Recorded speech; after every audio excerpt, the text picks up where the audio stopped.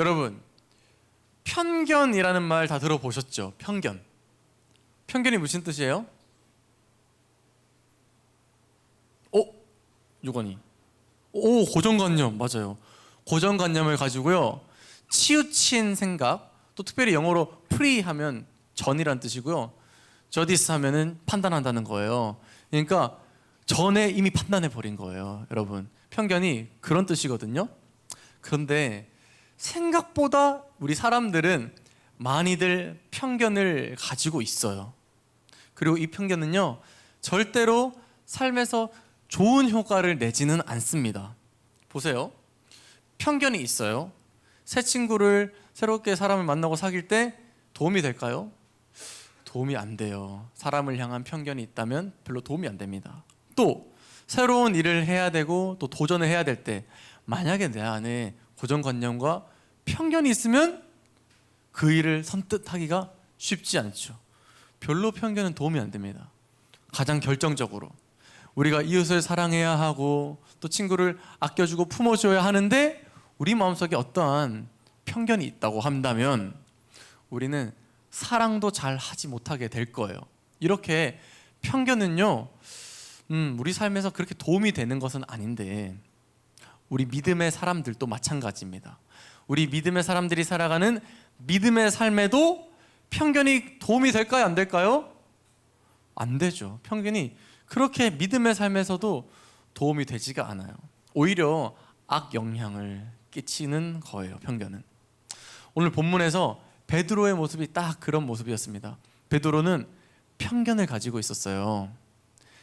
유대인으로서, 하나님께 선택받은 사람으로서 이방인들은 구원받을 수 없지, 이런 편견. 오늘 말씀을 통해서 베드로가 가지고 있었던 편견이 무엇인지, 그러나 그가 이 편견을 과감히 버렸을 때 어떤 놀라운 은혜의 역사가 일어났는지 한번 깊이 살펴보기 원합니다. 우리 한번 영상을 통해 오늘 본문의 이야기를 한번 같이 해보세요.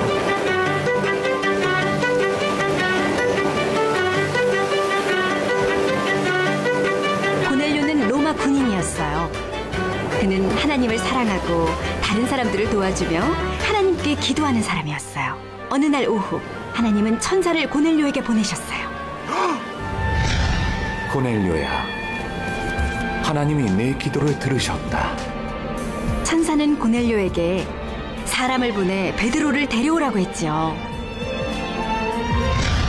천사가 떠나고 고넬료는 하인 2명과 병사 1명을 요바로 보냈어요.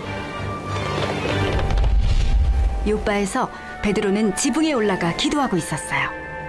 그때 베드로가 환상을 보았어요. 마치 꿈을 꾸는 것 같았지만 베드로는 깨어 있었어요. 베드로는 커다란 보자기 같은 것이 하늘에서 내려오는 것을 보았어요. 그 보자기 안에는 꿈틀거리는 뱀과 새, 온갖 종류의 짐승들이 있었어요. 그때 한 소리가 들렸어요. 베드로야, 일어나 잡아먹어라. 베드로는 그러기 싫었어요. 그는 그 동물들이 깨끗하지 않다고 생각했어요. 또다시 소리가 들렸어요. 하나님께서 이것들을 깨끗하게 하셨다. 베드로는 그 환상을 3번 보았어요. 그는 그 환상이 무슨 뜻인지 이해하려 했었어요. 그때 고넬료가 보낸 사람들이 베드로가 머무는 집 문 앞에 도착했어요. 그들은 고넬료의 집으로 함께 가자고 했어요. 다음 날 베드로는 그들을 따라 나섰어요. 고넬료의 집에 도착한 베드로는 예수님에 관한 기쁜 소식이 모두에게 주어졌다고 말했어요. 유대인만이 아니라 예수님을 믿는 모든 사람은 죄를 용서받습니다. 사람들은 믿었어요. 고넬료와 그의 친척들과 친구들은 예수님의 이름으로 세례를 받았고 베드로는 그들과 함께 며칠을 더 보냈어요. 네, 여러분, 이것이 오늘 본문의 내용입니다. 어느 정도 이해가 됐죠? 종이봉투 이렇게 나와서 이렇게 하니까 좀 집중이 안 된가요? 네, 이것이 오늘 본문의 내용이었어요. 베드로는요, 맞아요, 처음에는 편견에 사로잡혔던 사람이었습니다.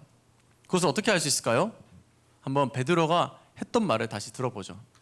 14절의 말씀인데요, 이렇게 말했습니다. 베드로가 이르되 주여 그럴 수 없나이다. 속되고 깨끗하지 아니한 것을 내가 결코 먹지 아니하였나이다 한데 이렇게 말했어요. 하나님께서 환상을 통해 이 동물들 잡아 먹으라 했는데 하나님 저는 저게 깨끗하지 않은 거라고 생각하고요. 그래서 저는 안 먹습니다. 이렇게 하나님의 명령에 거절을 한 거예요. 베드로는 저 동물은 깨끗하지 않아 라는 생각에 사로잡혀 있었는데요. 사실 그게 편견이었던 거예요. 하나님이 15절에 보면 이미 깨끗하다 하셨는데 하나님의 생각보다 자기의 편견이 앞섰던 것이죠. 왜 그랬을까요? 왜 베드로는 하나님의 그 말씀에도 반박하면서 자기의 편견을 이렇게 고수했을까요? 그 이유는 베드로가 자신의 그 올챙이적 시절을 망각했기 때문이에요. 이제 초대교회에서 어느 정도 입지가 생겼거든요. 베드로는 관리자로서, 지도자로서 사람들에게 존경을 받고 이렇게 우러러봄을 당했어요. 그러니까 점점 더 베드로의 그 주님과의 감격스러웠던 첫 만남, 이것이 희미해져 가고 소망도 없고 의미도 없던 그런 어부에서 사람 낚는 어부로 불러주신 주님의 그 부르심도 잊혀져 가고, 또 주님을 부인하며 배신했을 때 주님이 괜찮다 하면서 다시 일으켜 주셨잖아요. 그것도 다 까먹어 버린 거예요. 그래서 마음이 이만큼 높아져 있었기 때문에 주님이 그거 깨끗한 거야 하는데도 아니요, 저는 그렇게 생각 안 해요 라는 그런 말을 하게 된 거죠. 여러분, 주님이 깨끗하다고 하잖아요.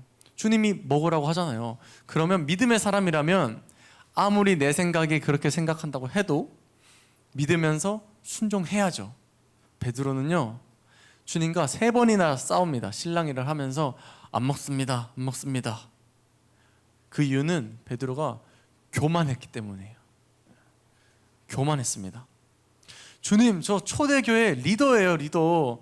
제 생각에는 이거 깨끗한 거 아닌데 왜 자꾸 저보고 먹으라고 하세요? 저 이런 거 먹을 사람이 아닙니다 라고 교만해지신 것이죠. 주님께서 깨끗하다고 괜찮다고 한 것인데도 그것을 자기 생각대로 치우쳐서 바라보는 무엇에 사로잡혀 있습니까? 편견. 바로 그의 교만이요, 편견에 빠지게 만들었다는 사실입니다. 무엇이 편견에 빠지게 만들었다고요? 교만. 사랑하는 여러분, 우리도요 마음속에 교만이 있으면 편견에 빠지기가 쉬워요. 여러분은 어떻게 생각하세요? 여러분은 교만한 사람입니까? 아니면 겸손한 사람입니까? 근데 교만이요, 별게 아니에요. 이런 거예요. 나 정도면, 이렇게 생각하는 게 교만이거든요.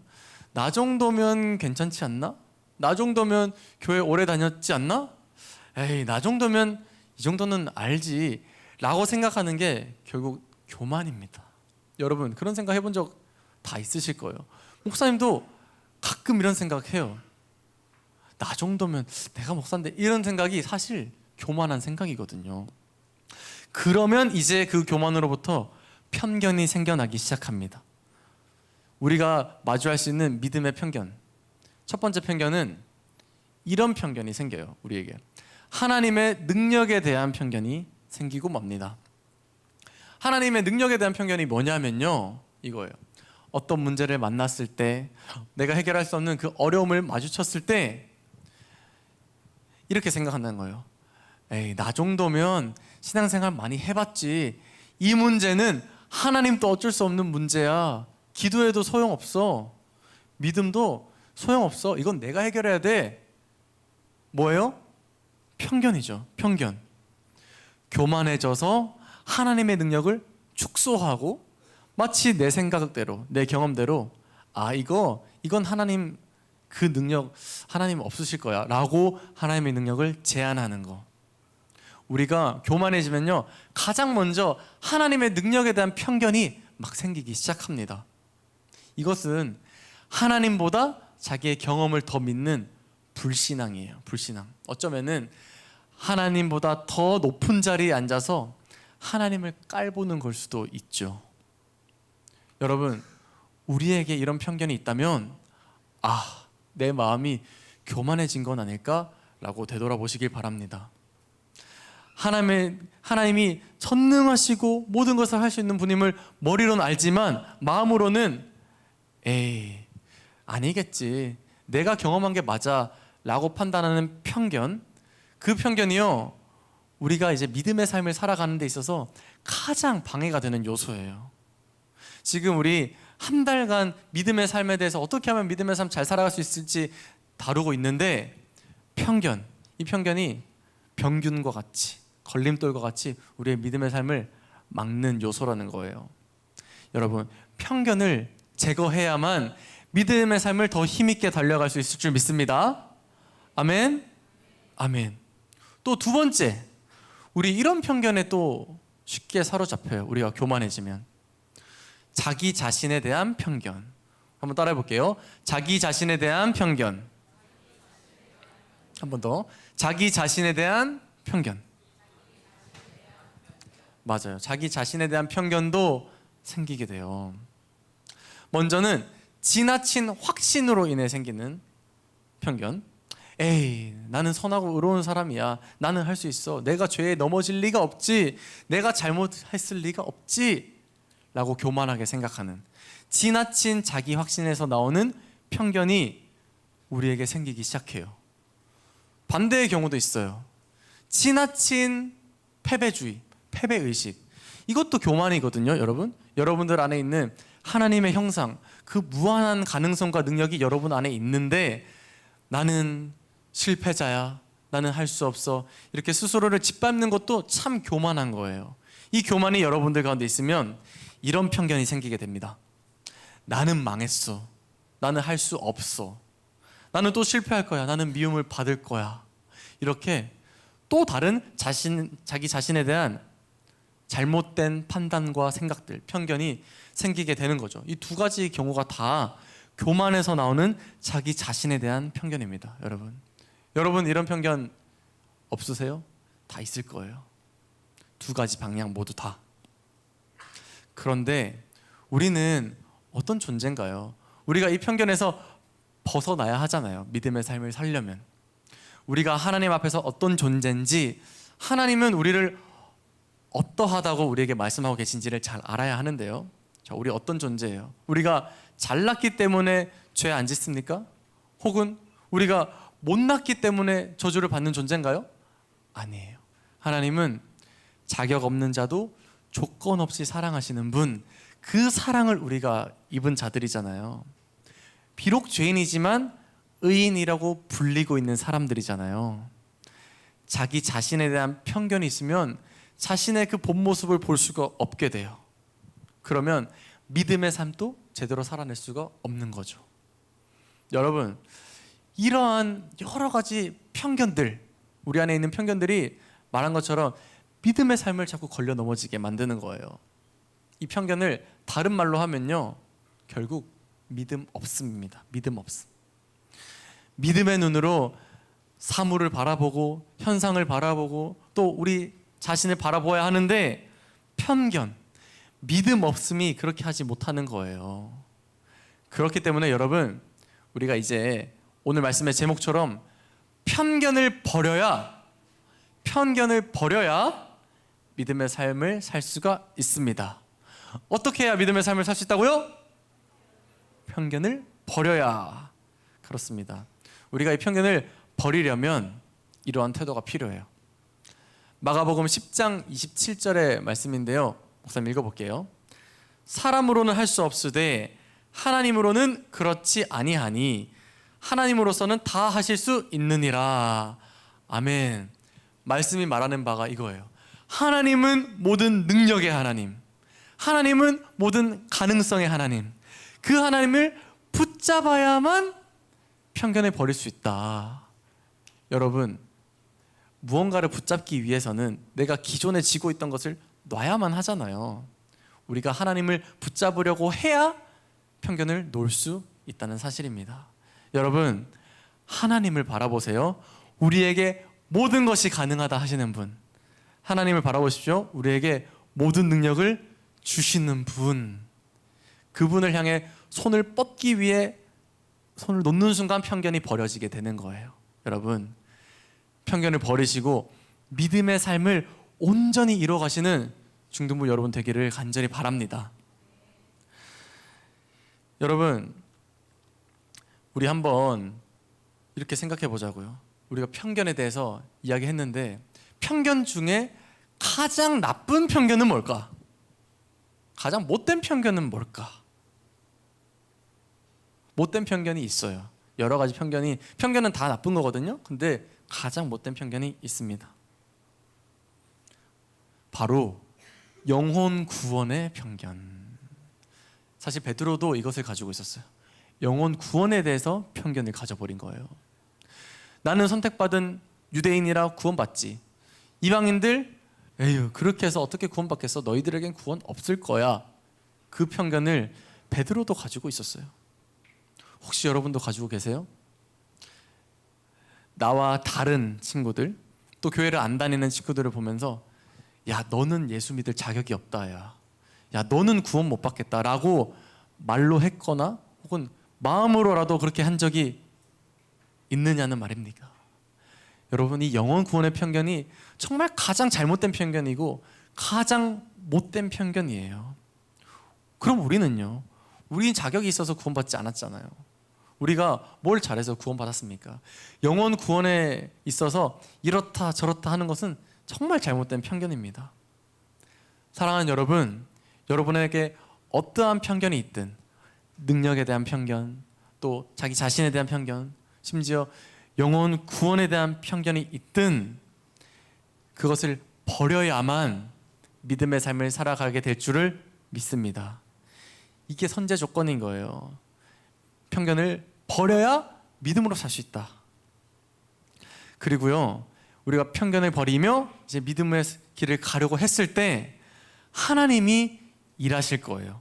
하나님이 편견을 버린 우리에게 놀라운 것들을 경험시켜 주십니다. 베드로도 본문을 보니까 편견을 버렸더니 놀라운 일을 경험하게 돼요. 우리 한번 베드로에게 다시 한번 가보겠습니다. 베드로는요, 고넬료의 집에 어쨌든 갔어요. 어쨌든 하나님이 가라고 했고, 또 고넬료 종들도 베드로를 요청해서 자기 집에 오라고 했고 갔습니다. 가서 고넬료를 만나는데 고넬료가 천사를 만나 환상 얘기를 막 듣게 되는 거예요. 그러면서 깨달았습니다. 고집스럽게 편견을 가지고 있던 베드로가 드디어 깨달은 거예요. 34절과 35절 우리 다 함께 읽어볼게요. 다 같이 시작. 베드로가 입을 열어 말하되 내가 참으로 하나님은 사람의 외모를 보지 아니하시고 각 나라 중 하나님을 경외하며 의를 행하는 사람은 다 받으시는 줄 깨달았도다. 아멘. 베드로는 이것을 깨달았습니다. 아, 이방인이라고 구원을 받지 못한다고 생각했던 것은 내 편견이었구나. 내가 참 편협하게 하나님보다 높은 자리에 교만하게 서 있었구나. 이것을 깨닫게 됐어요. 드디어. 아마 그 순간 자기를 처음 불러주셨던 그 주님을 다시 기억하게 됐을 거예요. 자신이 얼마나 교만했는지, 자기가 얼마나 멀리 왔는지 생각하면서 눈물로 뉘우쳤을 것입니다. 그리고 편견을 이제 버려요. 편견을 버려요. 겸손하게 하나님께 모든 것을 맡기며 하나님의 일하심을 구하기 시작하는데요, 이전에 이방인은 구원받을 수 없어 이런 편견을 과감하게 버리고 고넬료의 집에 예수 그리스도의 십자가 복음을 전합니다.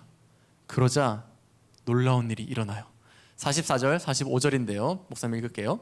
베드로가 이 말을 할 때에 성령이 말씀 듣는 모든 사람에게 내려오시니 베드로와 함께 온 할례 받은 신자들이 이방인들에게도 성령 부어주심으로 말미암아 놀라니. 아멘. 어떤 놀라운 일이 일어났습니까? 베드로가 자신에게 있던 편견을 버리고 하나님의 말씀에 순종하며 믿음의 삶을 살아내자 구원의 역사가 일어납니다. 구원의 역사가 일어나죠. 여러분, 이런 일들이 여러분들의 삶에도 동일하게 일어나요. 편견을 버리고 믿음의 삶을 살아야겠다, 하나님의 능력을 붙잡으며 나아가잖아요.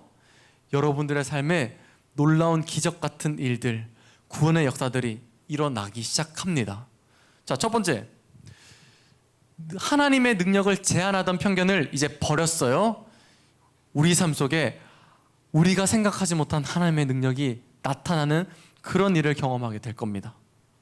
또 두 번째, 자기 자신에 대한 편견을 버리고 나를 상상 이상으로 사랑하시는, 한량없이 사랑하시는 그 하나님의 사랑으로 바라보기 시작했어요.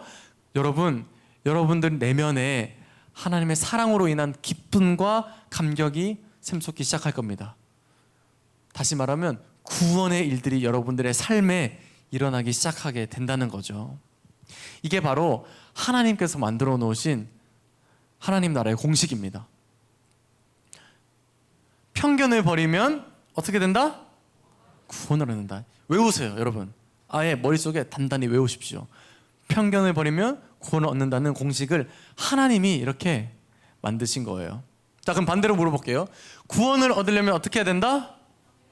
편견을 버려야 된다. 좋아요. 잘 학습되었군요.